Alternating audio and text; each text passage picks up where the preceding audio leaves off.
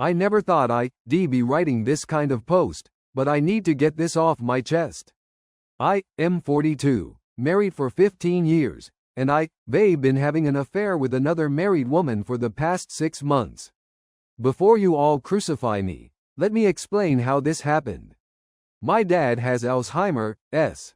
He's been deteriorating for 3 years now, and we finally had to put him in Sunset Manor, a decent nursing home about 20 minutes from my house. I visit him 3 times a week, Monday, Wednesday, and Saturday. It's become this ritual that both grounds me and destroys me at the same time. My wife Jessica, she came exactly twice in the first month, complained about the smell both times, and now she just asks, "How's your dad?" while scrolling through her phone. She's always been selfish, but watching her complete indifference to my dad's condition, a man who walked her down the aisle when her own father wouldn't show up, really opened my eyes to who she actually is. The nursing home corridors are these long, sterile hallways with fluorescent lighting that makes everyone look half dead. There's always this underlying smell of disinfectant mixed with something you don't want to identify.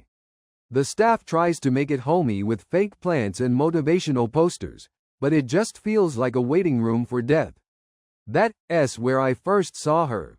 Sarah was sitting in one of those uncomfortable plastic chairs outside room 247, crying quietly into her hands. I just finished reading to my dad. He doesn't recognize me anymore, but the nurses say familiar voices help, and I was feeling that usual punch to the gut that comes with watching your hero disappear piece by piece. She looked up when I walked by, and our eyes met for just a second. Hers were red and swollen, mascara smudged. She was probably around my age, maybe a little younger, with dark hair pulled back in a messy ponytail. Even crying, she was beautiful in that understated way that makes you look twice. "Rough day?" I asked, stopping without really thinking about it. She laughed, but it came out broken. "Is there any other kind in this place?" I sat down in the chair next to her. "My dad," I said, nodding toward room 251. "Alzheimer's. My mom. Stroke last year, then another one 2 months ago. She can Sarah's voice cracked. She can remember my name anymore." We sat there in that awful fluorescent silence for maybe 10 minutes. Just 2 people drowning in the same grief, not needing to say anything else.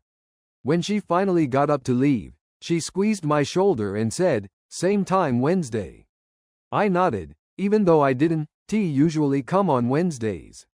That night, Jessica was hosting her book club, which is really just an excuse for 6 women to drink wine and gossip about their neighbors. When I tried to tell her about meeting Sarah, about how nice it was to talk to someone who understood what I was going through, she cut me off. "That's great, honey," she said, not looking up from arranging cheese and crackers. "Can you just grab more wine from the garage? The girls will be here soon." 15 years of marriage, and my wife couldn't spare 2 minutes to hear about the one bright spot in my week. So yeah, I went back on Wednesday. And Sarah was there, sitting in the same chair, waiting. Wednesday became our day.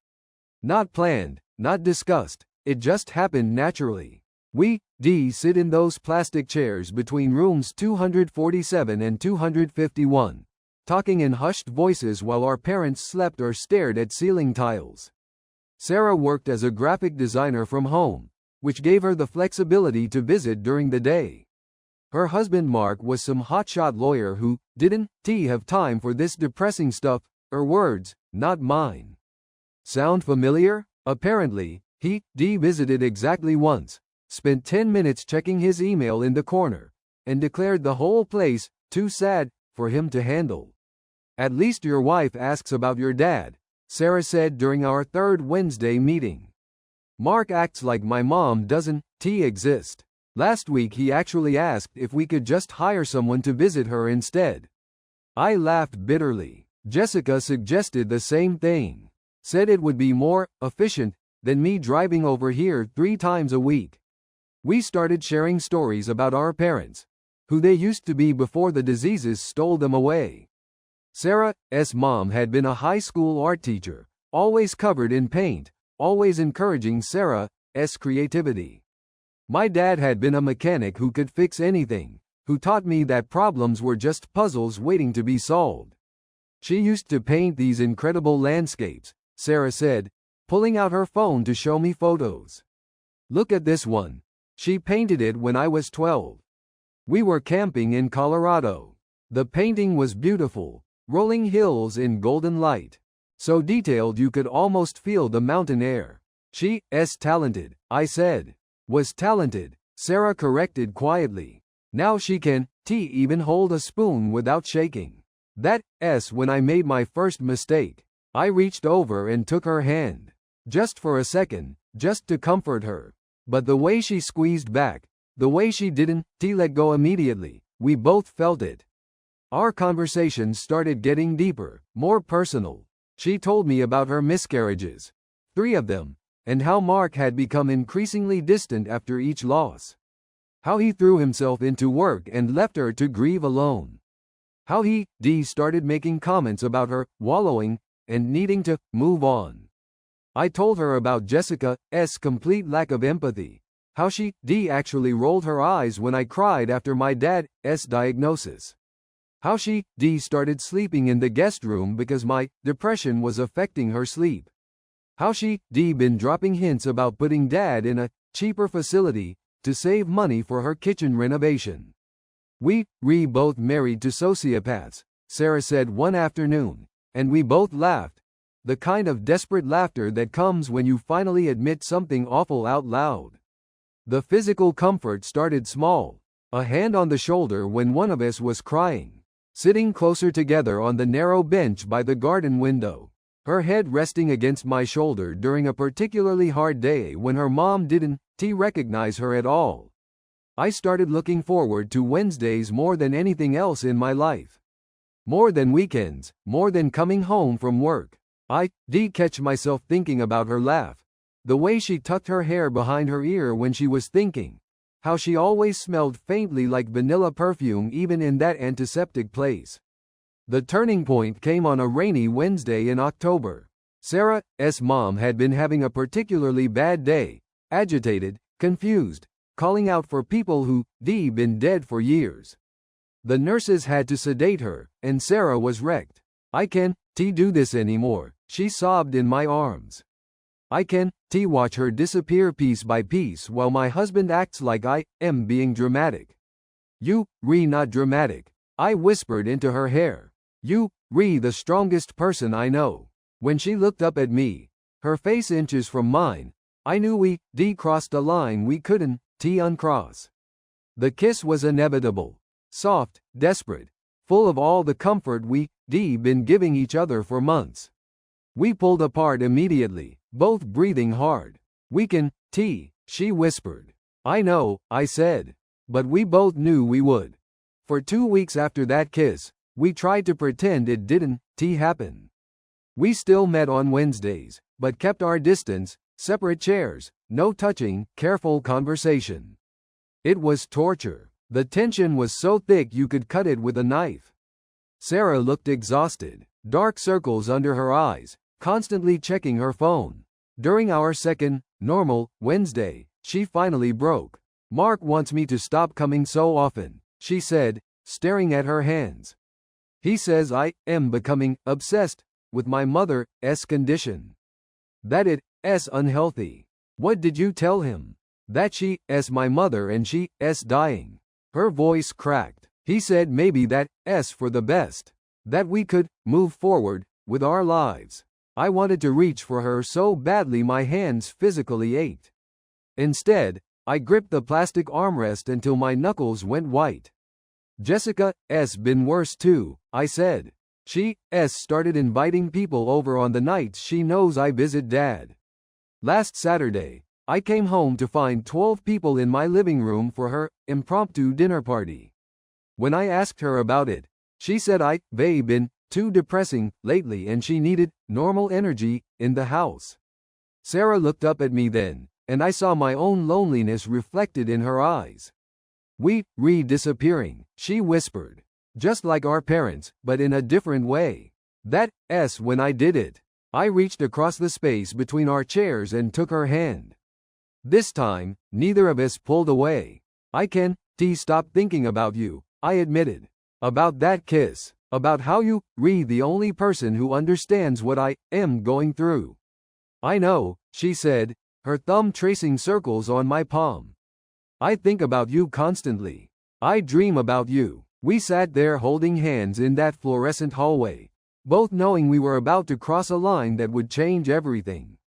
The opportunity came the following Wednesday. Sarah's mom had been moved to the hospice wing, a quieter section with dimmer lights and softer voices.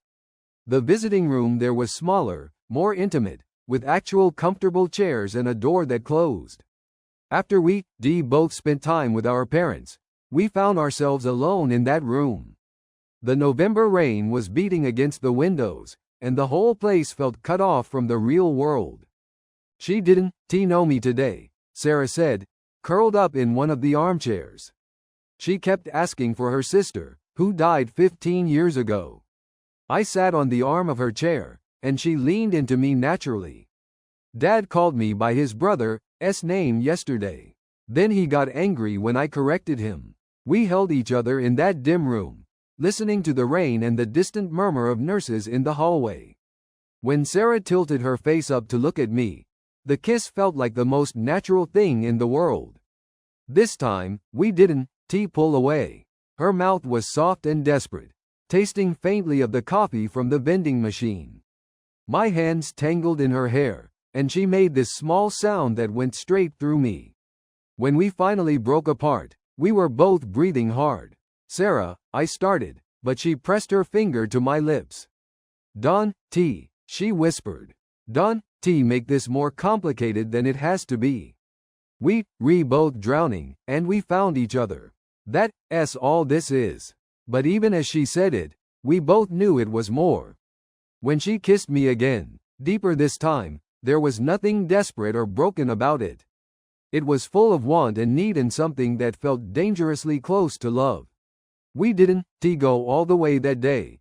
Just kissing, touching through clothes, whispering things we couldn't take back. But when I drove home that night, I felt more alive than I had in years. Jessica was already in bed, reading some romance novel with a shirtless guy on the cover. She didn't even look up when I came in. How's your dad? She asked, the same automatic question she'd been asking for months. Fine, I lied, and realized I didn't feel guilty about it at all. That should have been my first warning sign. But I was too far gone to care. The next 3 weeks were a blur of stolen moments and careful lies. We started texting. Nothing explicit, just thinking of you, and rough day, wish you were here. Simple messages that felt like lifelines in our respective hells at home. Jessica had ramped up her passive-aggressive campaign. She started booking activities during my usual visiting times. Massages, dinner dates with friends, her sister's birthday party that somehow got moved to a Saturday. When I told her I couldn't miss seeing Dad, she get that martyred look and sigh dramatically. Fine, go spend time with someone who doesn't even know who you are anymore. Just cancel our reservations. Again. Meanwhile, Mark had apparently started pressuring Sarah to let professionals handle her mother's care. He researched facilities in other states, cheaper places, he claimed, though Sarah suspected he just wanted her mom far enough away that visiting would be impossible. He showed me a brochure for a place in Arizona, Sarah told me during one of our Wednesday meetings. Said the climate would be better for her condition.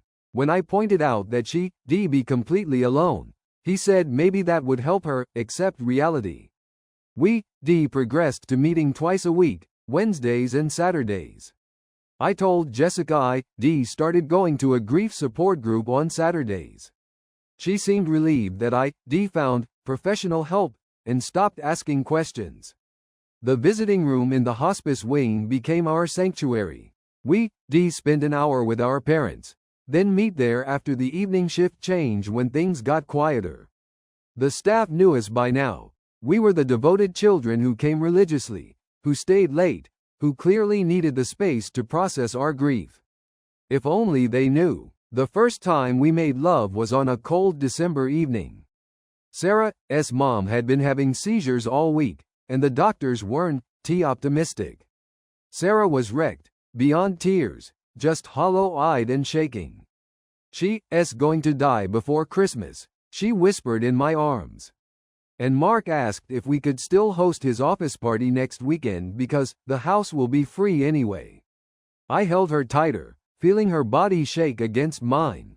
You don't have to host anything. He already invited 20 people, ordered catering. When I said I might not be up for it, he said I was being selfish and making everything about my drama. That's when something inside me snapped. Not just anger at Mark, but at all of it. At Jessica's coldness, at watching our parents slip away while our spouses complained about inconvenience, at pretending to be happy in marriages that were slowly killing us.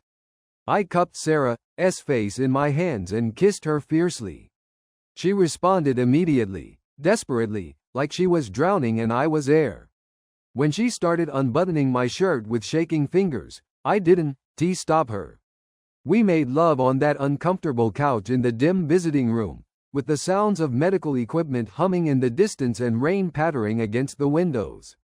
It should have felt wrong, tawdry, shameful.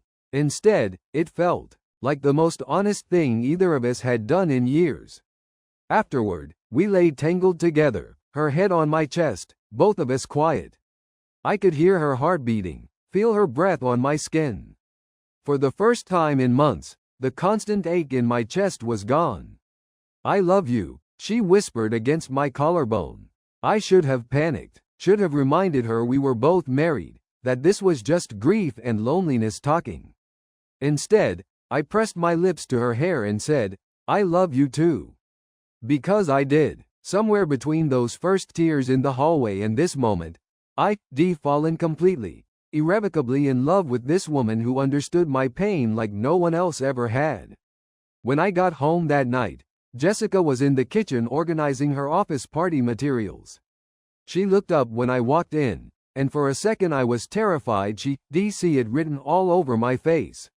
You look better, she said, sounding almost disappointed. The grief counseling must be working.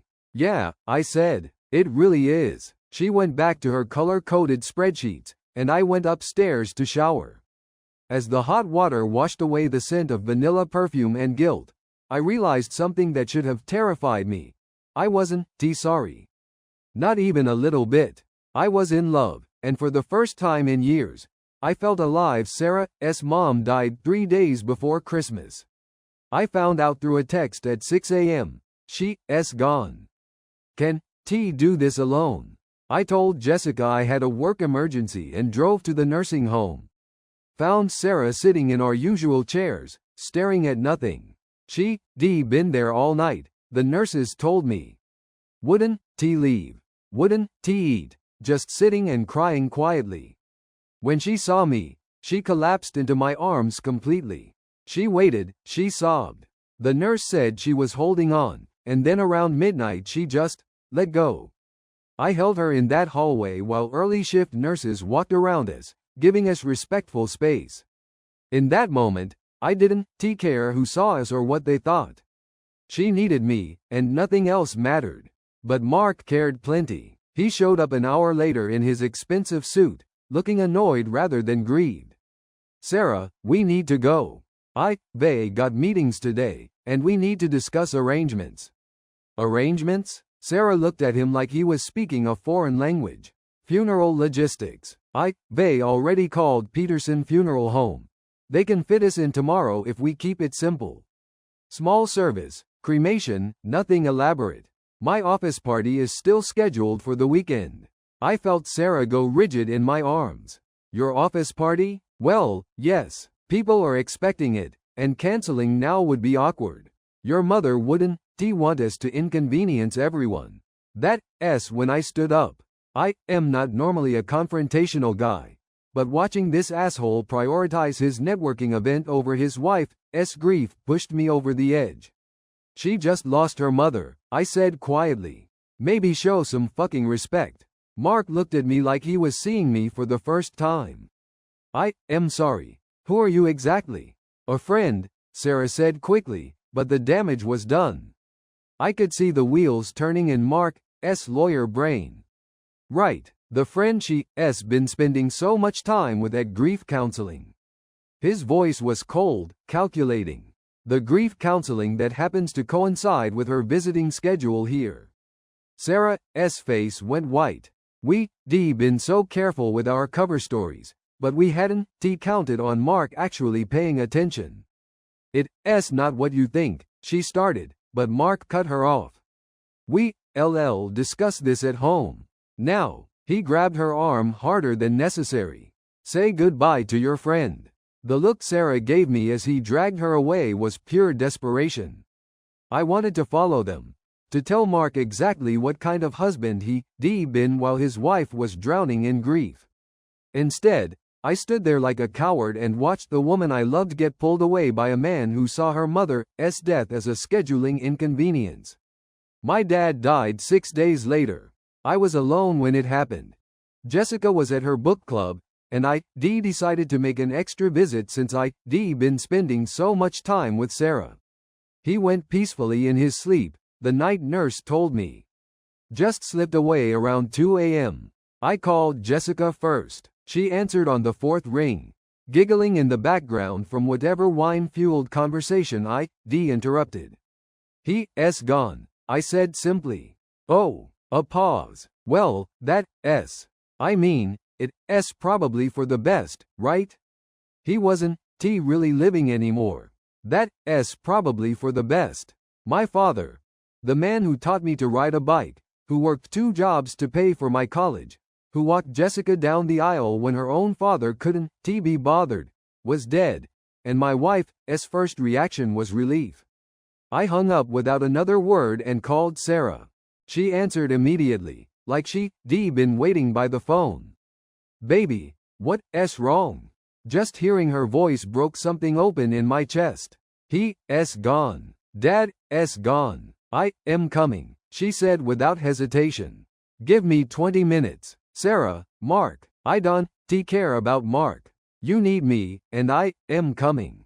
She was there in 15 minutes, still in pajamas with a coat thrown over them. She held me while I cried in that empty room, my dad's body still warm under the hospital blanket.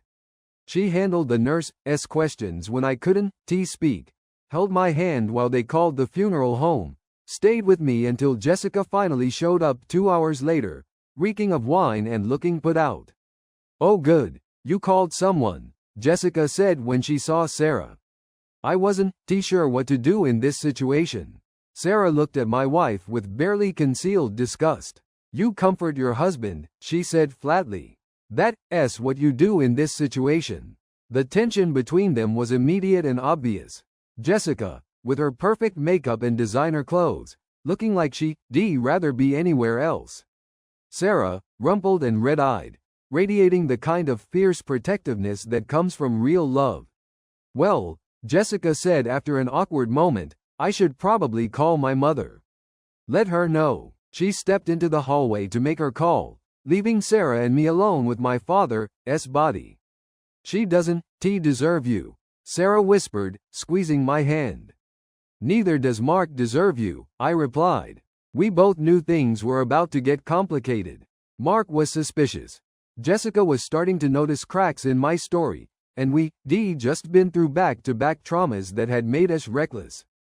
But looking at Sarah in that hospital room, her hand in mine, both of us hollow with grief but somehow whole together, I knew I'd rather face the complications with her than spend another day pretending to be happy in my marriage. The question was, how long could we keep this up before everything exploded? The answer was 3 weeks.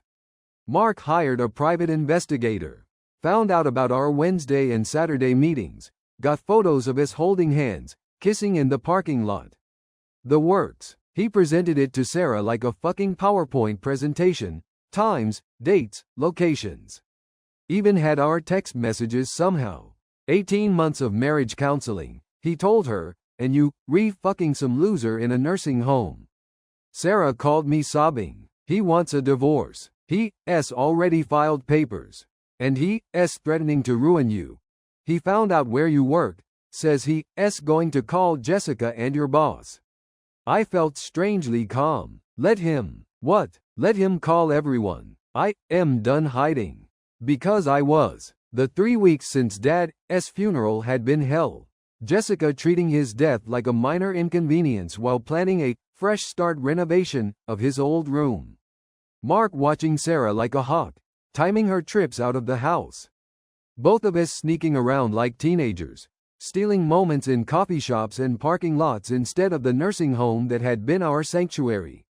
I was exhausted from pretending, from coming home to a woman who felt like a stranger, who actually suggested we celebrate Dad's death with a vacation because now you can finally move on.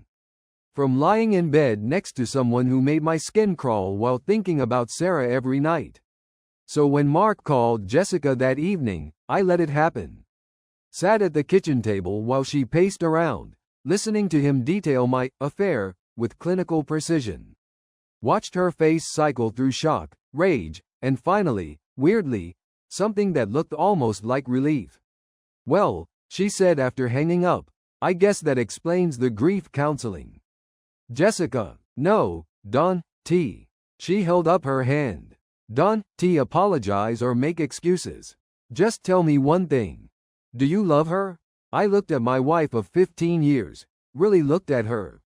Saw the woman who been emotionally absent for most of our marriage, who shown no compassion during the worst period of my life, who treated my father's death like an inconvenience. And I felt nothing. No guilt, no regret, not even anger anymore. Yes, I said simply. I love her. Jessica nodded slowly. Good, because I haven't loved you in about 5 years. That stopped me cold. What, you think I didn't notice how miserable we both were? I've been having an affair too, genius. With Brad from my book club. For 2 years. She laughed, but it wasn't happy. Difference is, I was too much of a coward to end this charade. So thank you, I guess, for doing it for us. We divorced quickly. No kids. Assets split down the middle, both of us eager to move on. Jessica moved in with Brad before the papers were even signed. I helped her pack, and it was the most civil we'd been to each other in years. For what it's worth, she said as she loaded the last box into her car. I hope you happy with her. You deserve someone who actually gives a shit about you. It was the nicest thing she said to me in years. Sarah's divorce was messier. Mark tried to destroy her financially, claimed emotional abandonment, dragged it out for 8 months. But she had her own lawyer, and Mark's arrogance worked against him. The judge wasn't impressed with a man who tried to move his dying mother-in-law to another state for financial convenience. We didn't wait for the divorces to be final before moving in together. Found a small house 20 minutes from where the nursing home used to be. It closed 6 months after our parents died, bought out by a bigger chain. Sometimes we drive by the empty building and remember how we found each other in those sterile hallways. People judge us, of course. My brother hasn't spoken to me since he found out about the affair. Some of Jessica's friends act like I am the devil incarnate at the grocery store. Sarah lost a few friendships over the divorce. But honestly, I don't care anymore. Here's what I've learned. Life is too short to spend it with someone who doesn't see you, who doesn't value your pain, who treats your worst moments like inconveniences. Sometimes the right person comes along at the wrong time, in the wrong place, under the wrong circumstances. And sometimes you have to choose between doing what looks right and doing what actually makes you happy. Sarah and I have been together officially for 8 months now. We're talking about getting married next year. Something small, just us and a few close friends. She still cries sometimes when she talks about her mom, and I still miss my dad every day. But we face those emotions together instead of being made to feel guilty for having them. Yesterday, she brought me coffee in bed and said, I dreamed about them last night. Your dad and my mom. They were sitting together in that horrible hallway, talking and laughing like old friends. What do you think they were talking about? I asked. Probably how their stubborn kids finally figured out how to be happy. I know some of you will think I am just trying to justify cheating on my wife.